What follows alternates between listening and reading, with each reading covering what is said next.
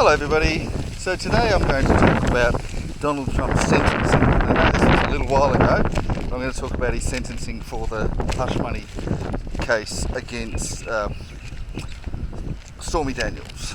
So first of all, was this a fair sentence? And the sentence he was given was conviction recorded but unconditional discharge for the sentence.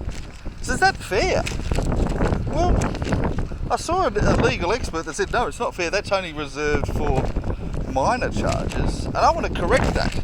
It's not actually reserved for minor charges at all. In fact, this is reserved for quite serious cases that have been decriminalised.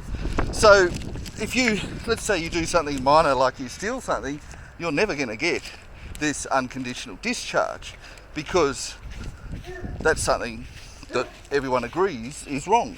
You shouldn't be stealing things, you should have to pay the money back, and well, you won't necessarily go to jail for something as minor as that. You'll certainly get something like a community service, suspended sentence, that kind of thing. So conviction recorded is not for something minor at all. I'm sorry for you legal people who perhaps use the word minor not really specifically enough and not accurately. So what this is reserved for are things that are decriminalised. So I'll give two examples. So one is homosexuality. So in Australia and most parts of the world, male homosexuality was illegal. Female homosexuality was not. So in other words, if you were a girl, was with another girl, that's okay. It wasn't protected. You could discriminate against people for being female, gay or lesbian, but they couldn't go to jail for it. But male homosexuality, there was a period of time when it was decriminalised. Now today it is actually legal, and not only is it legal, but it is actually protected by law. So you not only can't you fire someone for being gay, but if you try to, that is discrimination and you'll be pulled up to the Anti-Discrimination Board.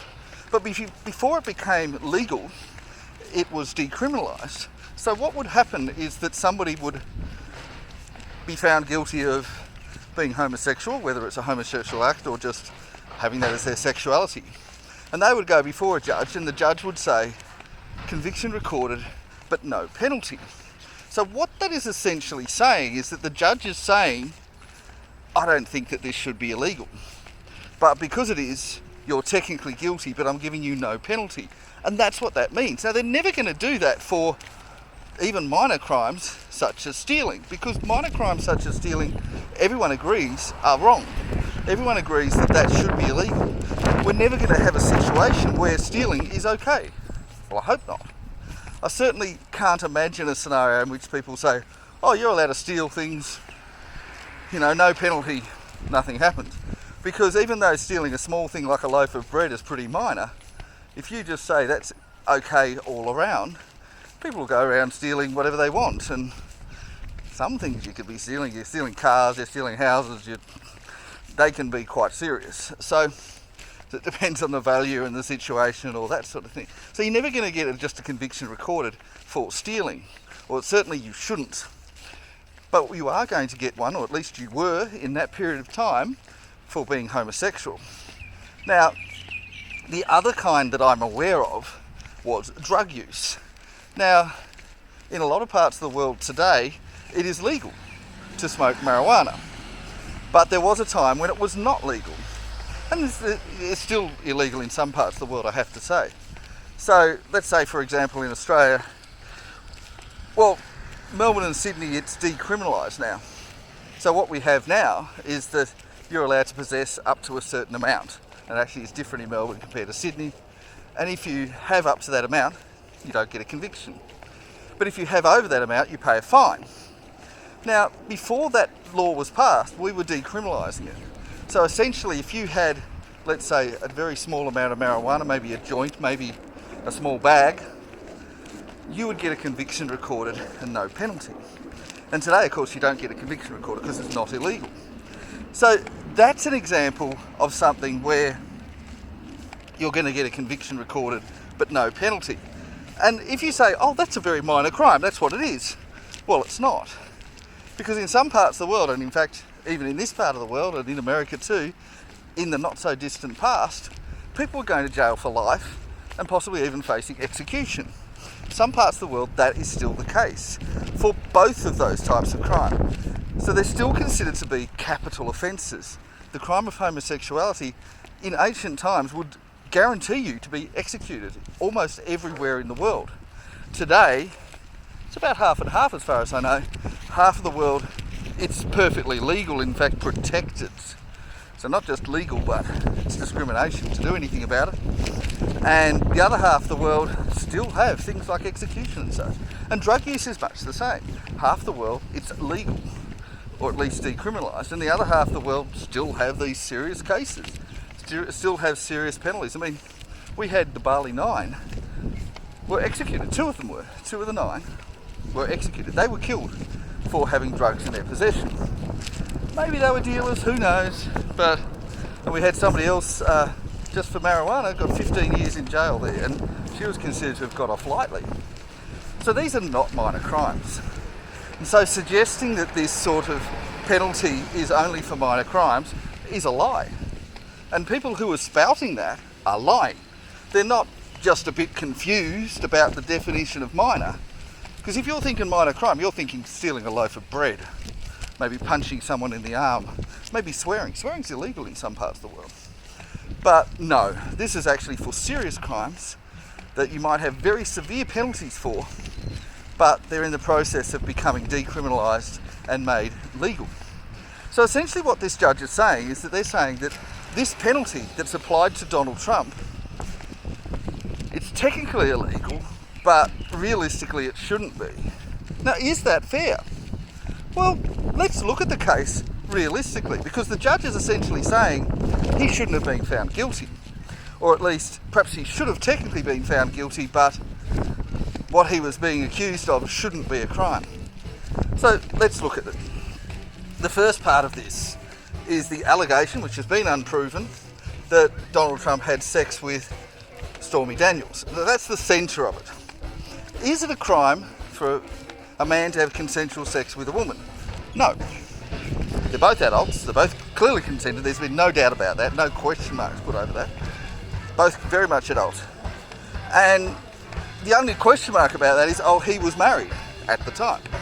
Now, in times past, it was illegal to have sex outside of marriage. That was considered to be adultery. You could go to jail for that. You could even, in some places, face execution for it.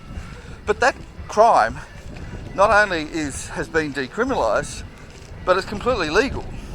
And one of the reasons why it's legal is because it depends on the marriage. Some marriages are more open than others. Some go so far as to want to have sex with other people. And we don't know the relationship of Donald Trump and Melania.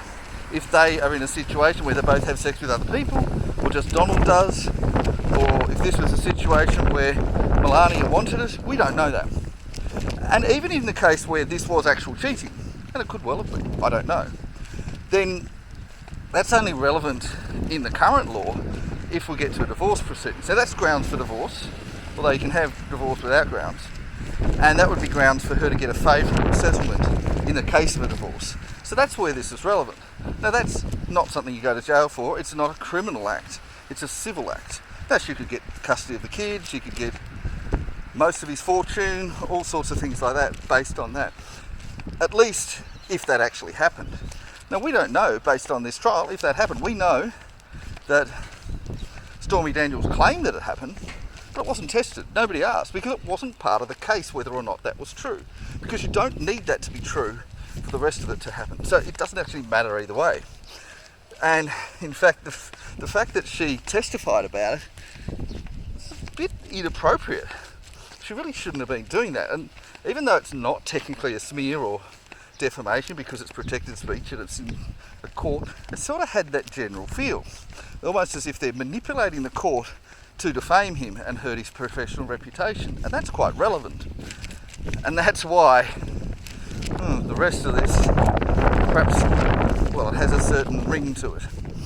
Now, the second part of this is the hush money part. Now, paying hush money is not illegal.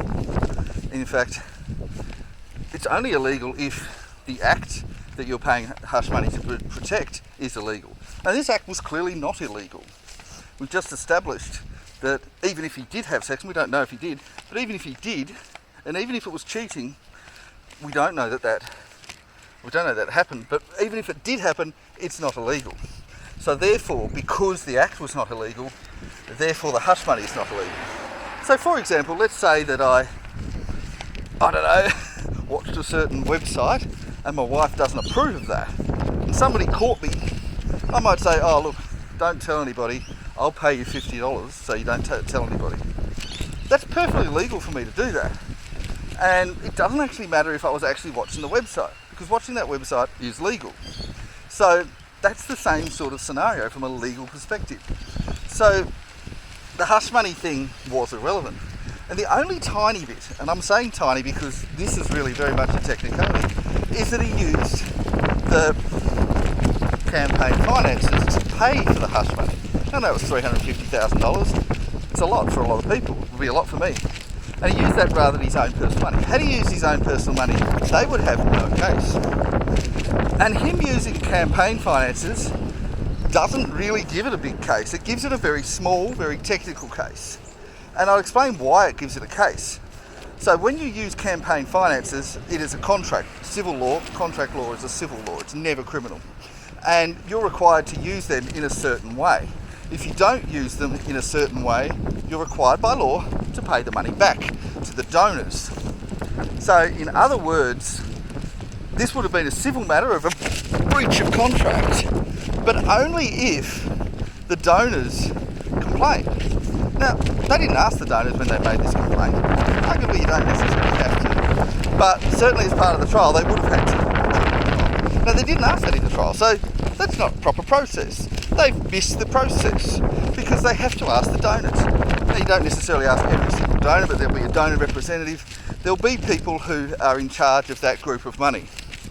And they have been asked, not as part of the trial, but separate to it. And they've said they're okay with him using that money to pay her off, justified by the fact that she was smearing his name or threatening to. And that therefore is a part of the campaign. Perfectly legal. Again, let's say I was looking at a certain website, perfectly legal, but I didn't want people to know because they might think badly of me, even though it's not a crime. I might pay somebody to shut up about it. I'm allowed to pay them to do that. And that's what he's done. He's paid somebody to shut up about an alleged affair. We don't know if he had the affair or not, because it might damage his reputation in the eyes of voters. Now, that's legal, and she agreed to it. She could have said no to it and just mouthed off and talked about it anyway. She decided she wanted the money, and she got that money. So she signed a contract. Him entering into a legal contract, and this is a legal contract, is perfectly fine. But the issue is, this is campaign finances. So if the donors had said, hey, we don't want that money to be used for that, then there would be a potential breach of contract. Now, they didn't say that, but had they done it, then you'd be entering into an actual civil case. This is never going to be a criminal case. This is not a crime. But if they entered into a civil case, then what would happen is that you would then say, all right, did this happen, blah, blah, blah, blah, blah, and it actually did happen. You'd use campaign finances, and then they say, well, can you pay it back? And he could pay it back. So he would have been issued with a $350,000 payment that he has to pay back to the donors, which would then go back to the donors and they would get the money. There may be a fine, there may be legal expenses and so forth, but it'd be a financial issue. Now, at least in Australian law, and I believe this is also the case in USA, if you're unable to pay that fine, you can then be suspended from Parliament for one term, which in this case, for President, would have been 4 years. So he would have been suspended for running for 4 years. Now, the interesting thing is, this happened before the 2016 election, so it applies to the 2016 election. And he would therefore be suspended from running for 2020. Now, he lost in 2020, and he would then be allowed to run in 2024, and he won in 2024. And the other interesting thing is that, and I've seen a lot of cases like this, they only ever go to court when the candidate loses. So he won. So why would they be upset? So I've seen candidates who have actually done this sort of thing. They lost the election. The donors complained and said, hey, we would have won the election if you'd used the money appropriately. And they then were ordered to pay it back and then refused to pay it back, so it was suspended. Some were ordered to pay it back and did pay it back, so they weren't suspended. So this sort of case does actually happen. But Donald Trump was going to always be found not guilty. And he was never going to be suspended for this because the circumstances didn't add up to it. So what they've done instead is that they've manipulated this and claimed that this is a changing of business records case. And that is not this kind of case. The business records case is really for organised crime or mafia who are falsifying business records to hide a crime. For example, that they're really earning money from dealing guns or drugs or being a hitman or whatever. So that's the kind of crime he was charged with. He's clearly not in the mafia. This was not a mafia-like thing. This was paying a hush money. It was inappropriate to charge him with this kind of crime. And what the jury were asked was simply, well, they know that Michael Cohen paid the money. He was guilty. But they're not sure whether he was ordered to do it or implied to be asked to do it by Donald Trump. Now, that question shouldn't have been relevant. But it was relevant because they assumed that it was correct to charge him as a mafia boss. And that's completely wrong. You shouldn't be charging Donald Trump as a mafia boss. You should be charging him with misuse of election funds, in which case he'd be found not guilty. But because they charged him as a mafia boss, ignored all the rest of the stuff, and then just focused on that, they were then left with a question of whether they believe that Michael Cohen is a believable witness.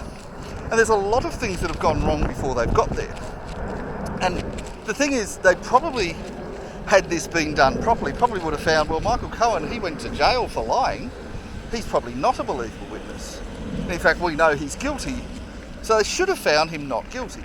But because they were lied to about so many other parts of the process leading up to that, well, I assume that's why the jury incorrectly found that Donald Trump did tell him to do that. Because the alternative is that Cohen did it by himself and that Trump wasn't aware that he used the wrong money. And now if this all sounds like a very, very, very, very, very minor thing, you'd be correct. Such a minor thing that you'd be facing a fine, you'd never go to jail, and this judge who presided over the whole thing, now the judge didn't decide to charge him with this crime. There were prosecutors who did this. The prosecutors changed the law. They used the wrong law to deal with this. And he's saying this is a load of nonsense, should never have been charged, but technically, the jury found him guilty, I have to give him a conviction. However, when you have someone that's had this sort of thing recorded, and again I use the homosexuality case or I use the drugs cases, they will often go back, once the law has changed and it's no longer illegal, they will go back and try to get it stricken from their record. And there's a lot of people that have done that, that had conviction recorded, because when you have a conviction recorded, it's acts as sort of legal defamation. It means that you can't apply for certain jobs. You can't do certain jobs because you have a conviction. And people can say, oh, you're a convicted felon, which is what they're doing to him. So this was used as a form of legal manipulation and defamation, effectively. And it's really wrong. So, yeah, this was unfair.